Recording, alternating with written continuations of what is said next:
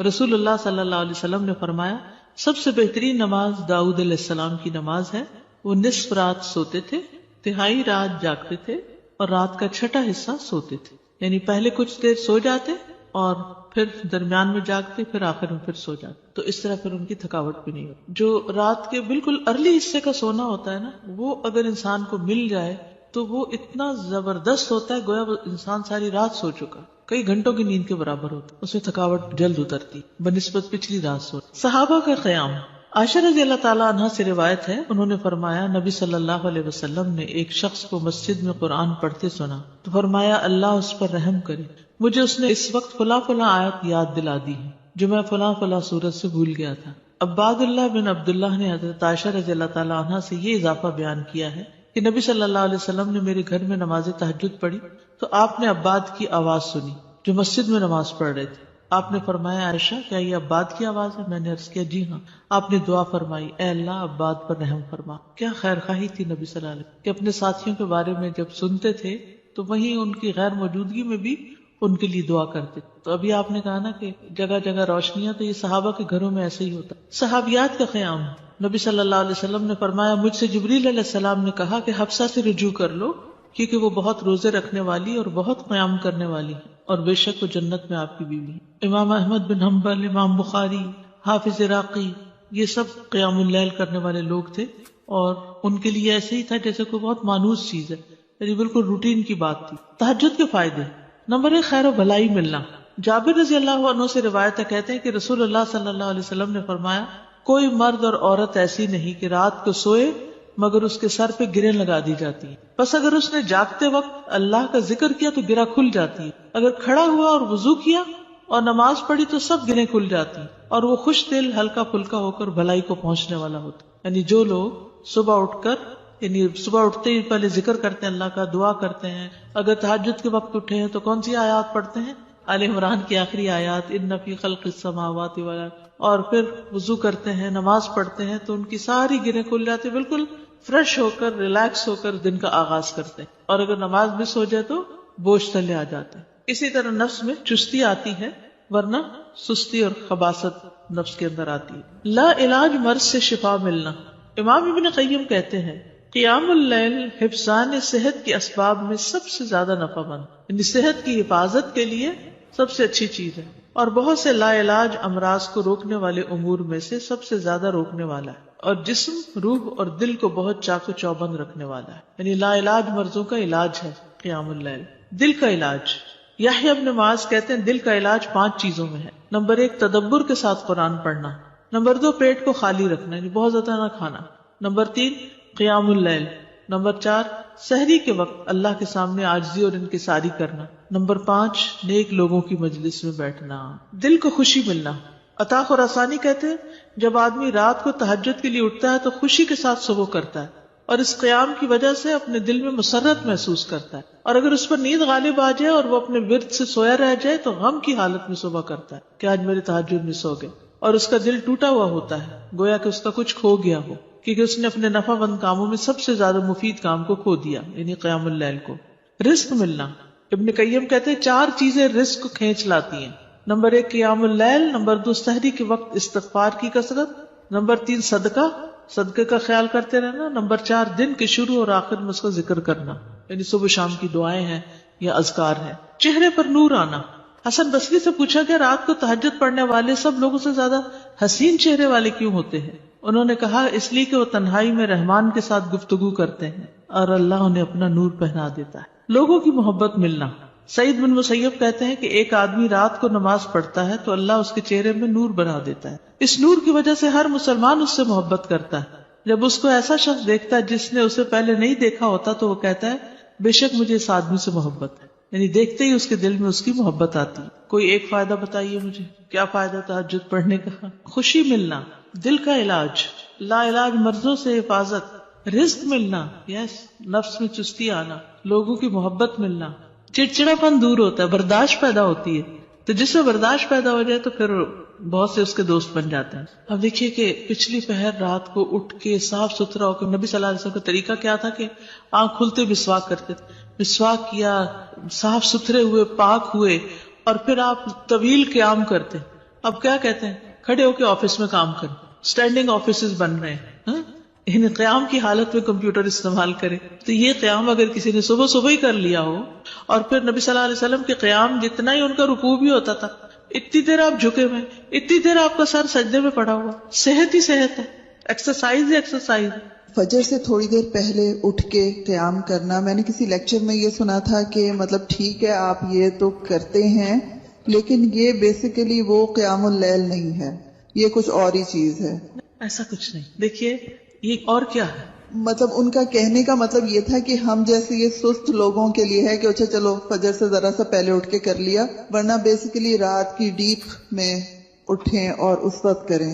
وہ تو بالکل ٹھیک ہے. جیسے بہترین قیام جو ہے وہ داؤد علیہ السلام کا ہے, جو اٹھتے تھے پھر پڑھتے تھے پھر لیٹ جاتے تھے, آدھی رات کے بعد اٹھتے تھے, پھر ایک تہائی کے بعد پھر وہ چھٹا حصہ جو تھا پھر دوبارہ سو جاتے تھے. لیکن یہ کہ عشاء کے ساتھ بھی ایکسٹرا نوافل سے بھی چاہے نہ بھی سوئے وہ بھی قیام ہوتا ہے. یعنی رات کے نوافل چاہے اول حصے میں پڑھ لیں, چاہے درمیان میں, چاہے آخر میں. ہاں یہ ایکسٹرا بات ہے کہ جس کام میں جو جتنی مشقت کرتا ہے اس کا اجر اتنا ہی زیادہ بڑھ جاتا ہے. آخری وقت میں اٹھنے والوں کا کم ہے اور پہلے اٹھنے والوں کا زیادہ ہے obviously. لیکن آخری حصہ لاسٹ 1/3 جو ہے اس میں اللہ تعالیٰ آسمانی دنیا پر آتے ہیں, تو وہ اس لحاظ سے زیادہ بہتر. اور سحری کا وقت جو ہے اس کی دعائیں قبول ہوتی ہیں. تو اس لیے اس وقت کو یہ نہیں سمجھنا چاہیے کہ یہ صرف سستی کا وقت ہے, بلکہ بڑے اجر کا وقت بھی ہے. اور پھر یہ جو ہم کہتے ہیں نا کسی کو چلو 10 منٹ پہلے اٹھ کے پڑھ لو, یہ صرف اس لیے کہتے ہیں کہ 1-2 پڑھیں گے مزہ آئے گا, پھر 10 کے وہ پیچھے اور 10 چلے جائیں گے. بگننگ بھی ہے بالکل, اسٹیپ بائی اسٹیپ, تھوڑا تھوڑا. ورنہ 1-2 دن تو جذبات میں آ کے اٹھیں گے تو پھر چوتھے دن پھر سوچ پڑے ہوں گے. تہجد کا وقت عشاء کے بعد سے طلوع فجر تک, عشاء کے بعد سے طلوع فجر تک. نبی صلی اللہ علیہ وسلم نے فرمایا اللہ نے تمہیں مزید ایک نماز عطا کی ہے جو کہ وتر یعنی تہجد ہے, اسے نماز عشاء اور نماز فجر کے درمیانی وقفے میں پڑھ لیا کرو. ٹھیک ہے نا, یہ سلسلہ صحیحہ کی حدیث ہے.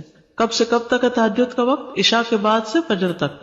اٹھنے کا بہترین وقت مسند احمد کی روایت ہے, ابو مسلم سے روایت ہے کہ میں نے ابو ذر رضی اللہ عنہ سے پوچھا رات کے کس حصے میں قیام کرنا سب سے افضل ہے؟ ابو ذر رضی اللہ عنہ نے کہا میں نے بھی رسول اللہ صلی اللہ علیہ وسلم سے اسی طرح سوال کیا تھا جس طرح تم نے مجھ سے کیا. آپ نے فرمایا رات کے پچھلے پہر, یا رات کے پچھلے پہر یا نصف رات میں, لیکن ایسا کرنے والے بہت تھوڑے ہیں. یعنی مشکل ہے نا آدھی رات کو اٹھنا. آپ مثلا سوئے ہیں 10 بجے اور 12 بجے پھر اٹھ جائے تو مشکل ہوگا. رات کے آخری حصے میں قیام کرنا. جابر رضی اللہ عنہ سے روایت ہے, انہوں نے کہا میں نے نبی صلی اللہ علیہ وسلم کو فرماتے ہوئے سنا تم میں سے جسے یہ خدشہ ہو کہ وہ رات کے آخر میں نہیں اٹھ سکے گا تو وہ وتر پڑھ لے پھر سو جائے, اور جسے رات کے قیام کا یقین ہو وہ رات کے آخر میں وتر پڑھے, کیونکہ رات کے آخری حصے میں قرات کے وقت حاضری دی جاتی ہے اور یہ بہتر ہے. ٹھیک ہے, تو رات کا آخری حصہ بھی اچھا ہے. آخری پہر دعاؤں کی قبولیت کا وقت بھی ہے. عمرو بن ابسہ سے مرفوعاً روایت ہے کہ رات کی نماز 2 رکعت ہے اور رات کے آخری حصے میں دعا سب سے زیادہ قبول ہوتی ہے. رات کے آخری حصے میں دعا سب سے زیادہ قبول ہوتی ہے. نبی صلی اللہ علیہ وسلم کے اٹھنے کا وقت. مسروق سے روایت انہوں نے کہا میں نے عائشہ رضی اللہ عنہا سے پوچھا کہ نبی صلی اللہ علیہ وسلم کو سب سے زیادہ کون سا عمل پسند تھا؟ انہوں نے فرمایا وہ عمل جو ہمیشہ ہوتا رہے. میں نے کہا آپ رات کو کب اٹھتے تھے؟ انہوں نے فرمایا جب مرغ کی آواز سنتے تو اٹھ جاتے. اب دیکھیے اس وقت گھڑیاں نہیں تھی, لیکن اللہ نے نیچرلی یعنی کہ ایک وقت تہجد کا جو تھا اس میں مرغ اذان دیتا ہے تو وہ بھی ایک الارم کی طرح ہے. آپ کو پتہ ہے کراچی کا تو کچھ نہ پوچھیں, اس لیے کہ فرسٹ ٹائم کراچی میں میرے ساتھ یہ ایکسپیرینس ہوا کہ رات کے وقت کبھی بول رہے, رات کے وقت کبھی بول رہے تھے.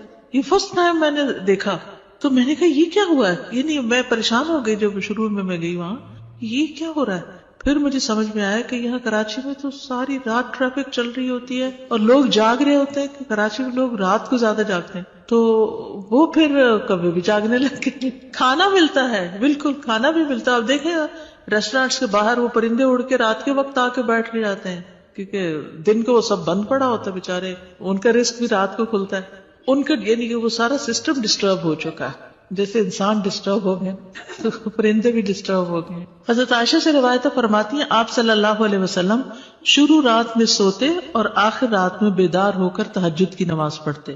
نبی صلی اللہ علیہ وسلم کا نصف رات کو اٹھنا، آدھی رات کو، یہ وہ حضرت ابن عباس والی روایت ہے جس میں ابن عباس آپ صلی اللہ علیہ وسلم کے گھر میں آ کر رکے تھے اور پھر جب آدھی رات گزر گئی تو آپ بیدار ہو کر تہجد پڑھنے لگے. نبی صلی اللہ علیہ وسلم کا سحری سے قبل نماز سے فارغ ہونا.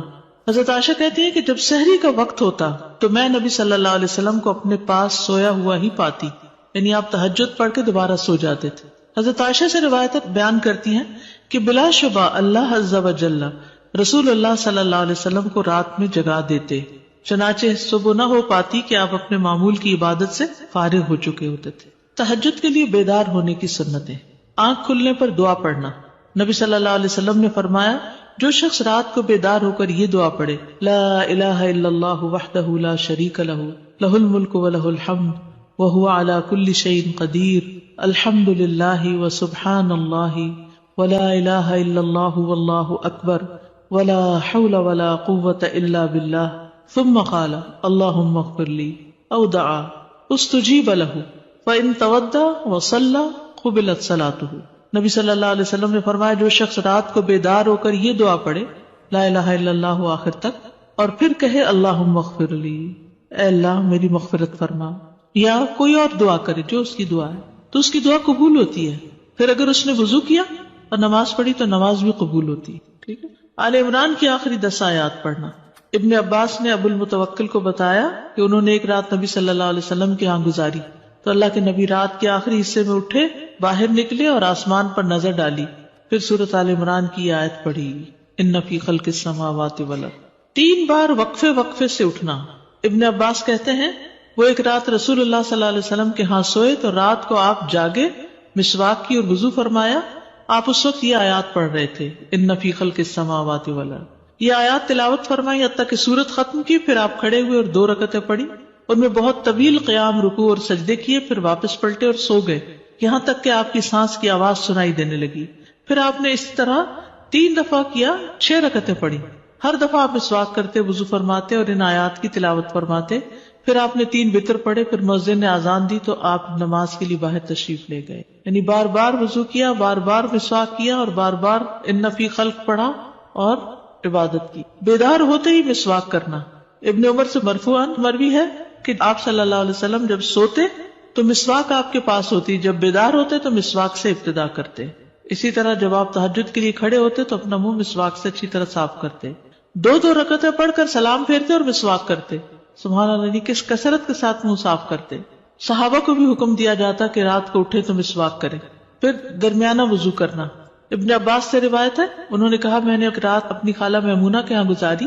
نبی صلی اللہ علیہ وسلم رات کو اٹھے اور اپنی ضرورت کی جگہ آئے، پھر اپنا چہرہ اور دونوں ہاتھ دھوئے، پھر سو گئے اور پھر اٹھے اور مشکیزے کے پاس آئے، اس کا بندھن کھولا، پھر 2 وضو کے درمیان کا وضو کیا، یعنی ہلکا سا وضو، اور پانی زیادہ استعمال نہیں کیا اور اچھی طرح وضو کیا. پھر اٹھے اور نماز شروع کی.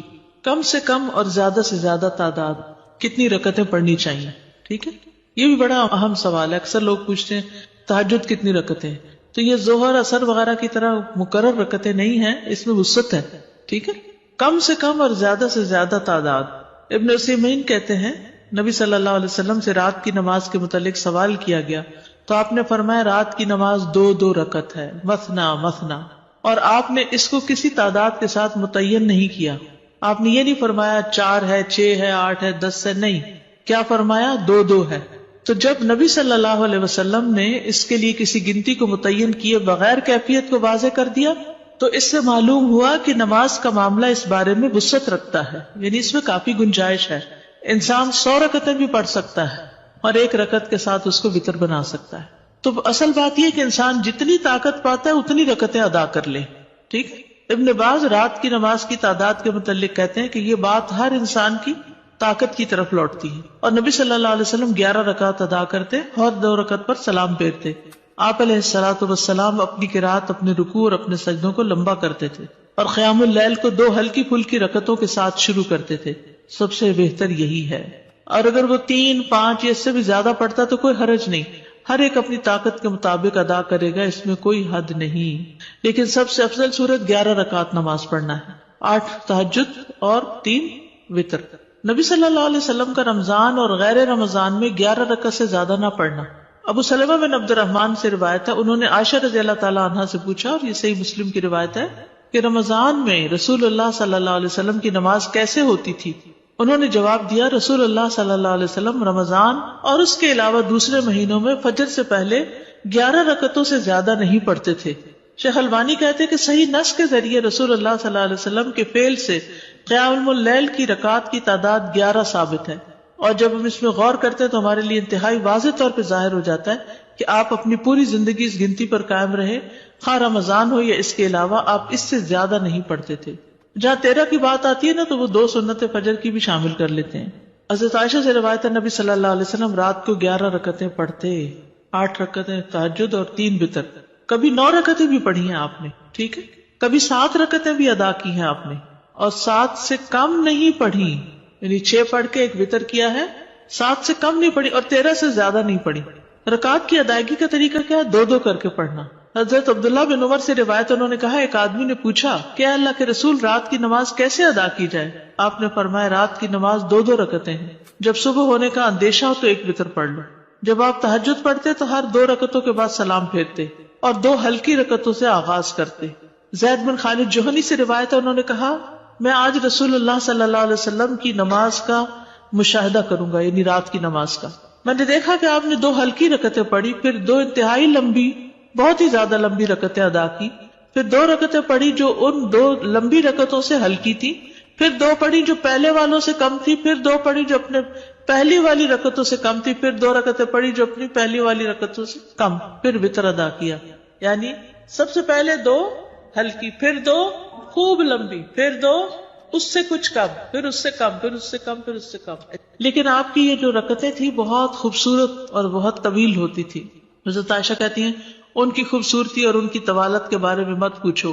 پھر 4 رکعتیں پڑھتے، ان کے حسن، ان کی طوالت کے بارے میں نہ پوچھو. پھر 3 رکعتیں پڑھتے، یعنی 4 کے بعد تھوڑا سا بیچ میں وقفہ، پھر لمبے سجدے کرتے تھے. حضرت عائشہ کہتی ہیں کہ رسول اللہ صلی اللہ علیہ وسلم رات کو 11 رکعت پڑھتے تھے، یہ آپ کی رات کی نماز تھی. اس میں آپ اتنا طویل سجدہ کرتے کہ اپنا سر اٹھانے سے پہلے تم میں سے کوئی 50 آیتیں پڑھ لے. تہجد میں قرات، لمبی قرات کی فضیلت صحیح مسلم میں ہے. جابر رضی اللہ عنہ سے روایت ہے، انہوں نے کہا کہ رسول اللہ صلی اللہ علیہ وسلم نے فرمایا، فضیلت والی نماز وہ ہے جس میں قیام لمبا ہو، یعنی دیر تک کھڑے رہے. 10 آیات کی تلاوت کا اجر. رسول اللہ صلی اللہ علیہ وسلم نے فرمایا، جس شخص نے 10 آیتوں سے قیام کیا وہ غافلوں میں سے نہیں لکھا جاتا. 100 آیات کی تلاوت کا اجر. رسول اللہ صلی اللہ علیہ وسلم نے فرمایا، جس نے 100 آیات کے ساتھ قیام کیا وہ فرما برداروں میں سے لکھا جاتا ہے. رسول اللہ صلی اللہ علیہ وسلم نے فرمایا، جس نے رات کی نماز میں 100 آیات کی قرات کی اسے غافلین میں نہیں لکھا جاتا اور اسے فرما برداروں میں لکھ لیا جاتا ہے. 1000 آیات کی تلاوت کا بے انتہا اجر. رسول اللہ صلی اللہ علیہ وسلم نے فرمایا، جو 1000 آیات سے قیام کرے وہ بے انتہا ثواب جمع کرنے والوں میں لکھا جاتا ہے. مقنطرین کا لفظ آتا ہے. نبی صلی اللہ علیہ وسلم کی قرات. آپ صلی اللہ علیہ وسلم کی تہجد میں قرات مختصر ہونے یا لمبی ہونے کے اعتبار سے مختلف ہوتی تھی. کبھی آپ ہر رکعت میں یا ایھا المزمل کی مقدار کے مطابق قرات کرتے تھے، اور یہ 20 آیات والی سورت ہے، ٹھیک ہے. کبھی آپ ہر رکعت میں کیا پڑھتے؟ یا ایھا المزمل 20 آیات والی. کبھی 50 آیات کے برابر قرات کرتے تھے، اور کبھی کبھی سورۃ البقرہ اور آل عمران اور النساء بھی. تو اس سے ہی پتہ چلتا ہے کہ اس میں کوئی لگا بندہ قاعدہ نہیں کہ اتنی ضرور قرات کی جائے، حسب حالت کم یا زیادہ کی جا سکتی ہے، لیکن obviously جتنی جتنی کریں گے پھر اس کا اجر اتنا ہی مختلف ہو جائے گا. نبی صلی اللہ علیہ وسلم کا قیام لمبا ہوتا تھا. عبداللہ بن مسعود سے روایت ہے، وہ کہتے ہیں، میں نے ایک رات نبی صلی اللہ علیہ وسلم کے ہمراہ تہجد پڑھی تو آپ کافی دیر کھڑے رہے، حتیٰ کہ میں نے ایک برے کام کا ارادہ کیا. ہم نے کہا، آپ کا کیا ارادہ تھا؟ انہوں نے فرمایا، میں نے یہ ارادہ کیا کہ میں نبی صلی اللہ علیہ وسلم کو قیام میں چھوڑ کر خود بیٹھ جاؤں. تھک گئے ہوں گے. ایک ہی آیت کی مسلسل تکرار. حضرت عائشہ سے مروی ہے، انہوں نے کہا کہ نبی صلی اللہ علیہ وسلم نے ایک رات قرآن کی ایک ہی آیت سے قیام کیا، یعنی ایک آیت بار بار پڑھتے رہے، بار بار پڑھتے رہے. اور وہ کیا آیت تھی؟ ان تعذبهم فانہم عبادک وان تغفر لهم فانک انت العزیز الحکیم. اگر تو ان کو سزا دے تو بے شک وہ تیرے ہی بندے ہیں، اور اگر تو معاف کر دے تو بے شک تو ہی غالب بڑی حکمت والا ہے. یعنی یہ تو تجھ پر، یعنی کہ ایک طرح سے رحم ہی کی درخواست کر رہے ہیں کہ تیرے بندے ہیں، تو رحم فرما دے ان پر. اسی طرح سورۃ الاخلاص کی تکرار، بار بار ایک ہی سورت. پھر اسی طرح جہری اور سری دونوں طرح سے قرات کرنا جائز ہے. آپ چاہیں تو تہجد میں بلند آواز سے تلاوت کریں، چاہیں تو دل میں پڑھیں. غزیف بن الحارث سے روایت ہے کہ میں نے عائشہ رضی اللہ تعالی عنہا سے کہا، کیا آپ نے دیکھا کہ رسول اللہ صلی اللہ علیہ وسلم قرآن اونچی آواز سے پڑھتے تھے یا خاموشی سے؟ فرمایا کبھی اونچی آواز سے پڑھتے، کبھی دھیمی آواز سے. میں نے کہا اللہ اکبر، تمام تعریف اللہ کے لیے جس نے اس معاملے میں وسعت رکھی. اب یہ اختلاف نہیں، کیا ہے؟ وسعت ہے. ابو ہریرہ سے روایت ہے، وہ بیان کرتے ہیں کہ نبی صلی اللہ علیہ وسلم رات کو کبھی بلند آواز سے اور کبھی دھیمی آواز سے قرات کرتے. ابن عباس کہتے ہیں کہ نبی صلی اللہ علیہ وسلم کی قرات اس قدر بلند ہوتی کہ صحن میں بیٹھا آدمی سن سکتا تھا جب آپ گھر میں یعنی کمرے میں ہوتے تھے. حضرت عائشہ سے مروی ہے کہ ایک شخص رات کو اٹھا اور قرات کرنے لگا. اس نے اپنی آواز بلند رکھی. جب صبح ہوئی تو رسول اللہ صلی اللہ علیہ وسلم نے فرمایا اللہ فلاں پہ رحم فرمائے، اس نے رات مجھے کتنی آیتیں یاد دلا دی جو میں بھول چکا تھا. تو بعض اوقات اونچی قرات سے دوسرے لوگوں کو فائدہ ہو جاتا ہے جو آس پاس ہوتے ہیں. درمیانی آواز میں قرات. ایک رات نبی صلی اللہ علیہ وسلم نکلے اور ابو بکر رضی اللہ عنہ کے پاس سے گزرے. وہ نماز پڑھ رہے تھے اور ان کی آواز دھیمی تھی. راوی کہتے ہیں اور آپ عمر بن خطاب کے پاس سے گزرے، وہ بھی نماز پڑھ رہے تھے، ان کی آواز بہت بلند تھی. کہتے ہیں جب وہ دونوں نبی صلی اللہ علیہ وسلم کے پاس اکٹھے ہوئے تو آپ نے فرمایا اے ابو بکر، میں تمہارے پاس سے گزرا، تم نماز پڑھ رہے تھے اور تمہاری آواز دھیمی تھی. انہوں نے کہا اللہ کے رسول، میں نے جس سے مناجات کی اسے سنایا، یعنی جس سے میں بات کر رہا ہوں اس کو تو دھیمی آواز بھی سن جاتی. کہتے ہیں پھر آپ نے عمر سے کہا میں تمہارے پاس سے گزرا اور تم بلند آواز سے نماز پڑھ رہے تھے. انہوں نے کہا اللہ کے رسول، میں سوتے کو جگا رہا تھا اور شیطان کو بگا رہا تھا. بس نبی صلی اللہ علیہ وسلم نے فرمایا اے ابو بکر، اپنی آواز کچھ بلند کیا کرو، اور اے عمر، تم اپنی آواز کچھ دھیمی رکھا کرو. درمیانی چیز. لیکن یاد رکھیے کہ دوسرے کو اذیت نہیں دینی چاہیے. اگر کوئی سو رہا ہے اور وہ چاہتا ہے کہ ہم اونچا نہ پڑھیں تو پھر اونچا نہ پڑھیں. یا کوئی اور بھی تہجد پڑھ رہا ہے، یعنی ایک ہی کمرے میں ہسبینڈ وائف دونوں پڑھ رہے ہیں اور دونوں ہی اپنی اپنی اونچی کر رہے ہیں تو کسی کی کوئی بات سنائی نہیں دے گی. ابو سعید کہتے ہیں کہ رسول اللہ صلی اللہ علیہ وسلم نے مسجد میں اعتکاف فرمایا. آپ نے لوگوں کو سنا کہ اونچی آواز سے قرات کر رہے تھے. آپ نے پردہ ہٹایا اور فرمایا خبردار، بے شک تم سب کے سب اپنے رب سے مناجات کر رہے ہو، مگر تم میں سے کوئی دوسرے کو ہرگز ایذا نہ دے، کوئی کسی کو تکلیف نہ پہنچائے، اور قرات میں اپنی آواز دوسرے پر بلند نہ کرے. یا فرمایا نماز میں، یعنی دو لوگ پڑھ رہے ہیں تو کوئی ایک دوسرے سے اونچا کرنے کی کوشش نہ کرے، اپنی اپنی نماز پڑھی جائے. ٹھیک ہے، اس میں وسعت ہے. اونچی آواز سے پڑھ سکتے ہیں اور نیچے سے، لیکن پسندیدہ کیا ہے؟ درمیانی آواز سے پڑھنا. لیکن اگر کوئی اور ساتھ پڑھ رہا ہو، مثلا آپ نے دیکھا ہوگا کہ بعض اوقات آپ پڑھتے ہوئے بھول جاتے ہیں اگر بیچ میں کوئی اور کسی بھی چیز کی آواز آ رہی تو اس صورت میں اگر دوسرے ہوں تو ان کی رعایت کرنی چاہیے. اس وسعت کا فائدہ یہ ہے نا، جیسے سجدے کی دعائیں یا رکوع کی یا اور اسی طرح کی، تو کبھی ایک پڑھ لے کبھی دوسری پڑھ لے تو اس سے نماز کے اندر ایک خوبصورتی رہتی ہے، ایک توجہ رہتی ہے. شیطان سے بچنے کے لیے اللہ کی پناہ لینا. ابو سعید خدری بیان کرتے ہیں کہ رسول اللہ صلی اللہ علیہ وسلم جب رات کو قیام فرماتے تو اللہ اکبر کہتے، پھر سبحانک اللہم و بحمدک و تبارک اسمک و تعالی جدک و لا الہ غیرک کہتے، پھر 3 بار لا الہ الا اللہ کہتے، 3 بار اللہ اکبر کبیرہ کہتے. اس کے بعد اعوذ باللہ السمیع العلیم من الشیطان الرجیم من ہمزہ و نفخہ و نفثہ پڑھتے. بخشش طلب کرنا. ربیعہ الجرشی سے روایت ہے، کہتے ہیں کہ ایک مرتبہ میں نے عائشہ رضی اللہ عنہا سے سوال کیا تو میں نے کہا کہ رسول اللہ صلی اللہ علیہ وسلم جب رات کو قیام کرتے تو کس چیز سے آغاز فرماتے؟ انہوں نے کہا کہ آپ 10 مرتبہ اللہ اکبر کہتے، 10 بار سبحان اللہ، 10 بار لا الہ الا اللہ، 10 بار استغفر اللہ، اور 10 مرتبہ یہ دعا اللہم اغفر لی واہدنی وارزقنی، اور پھر 10 بار یہ دعا اللہم انی اعوذ بک من الضیق یوم الحساب، دنیا کی تنگی سے دعا مانگنا. شریک حوزنی کہتے کہ میں ام المومنین عائشہ رضی اللہ عنہا کے پاس گیا اور ان سے پوچھا کہ رسول اللہ صلی اللہ علیہ وسلم جب رات کو اٹھتے تو کس چیز سے ابتدا کرتے؟ انہوں نے کہا تحقیق تو نے مجھ سے ایسا سوال کیا جس کے متعلق تجھ سے پہلے مجھے کسی نے نہیں پوچھا. آپ جب رات کو اٹھتے تو 10 بار اللہ اکبر کہتے، 10 بار الحمدللہ کہتے، 10 بار سبحان اللہ و بحمدہ کہتے، 10 بار سبحان الملک القدوس کہتے، 10 بار استغفر اللہ کہتے، 10 بار لا الہ الا اللہ کہتے، 10 بار اللہم انی اعوذ بک من ضیق الدنیا و ضیق یوم القیامہ، اس میں قیامت کی تنگی کا بھی ذکر آتا ہے اور دنیا کا بھی. پھر اسی طرح آپ اللہم اغفر لی واہدنی وارزقنی وعافنی بھی 10 دفعہ یہ اللہ اکبر الحمدللہ سبحان اللہ اور استغفر اللہ کرنے کے بعد یہ پڑھتے تھے. پھر سجدے کی دعا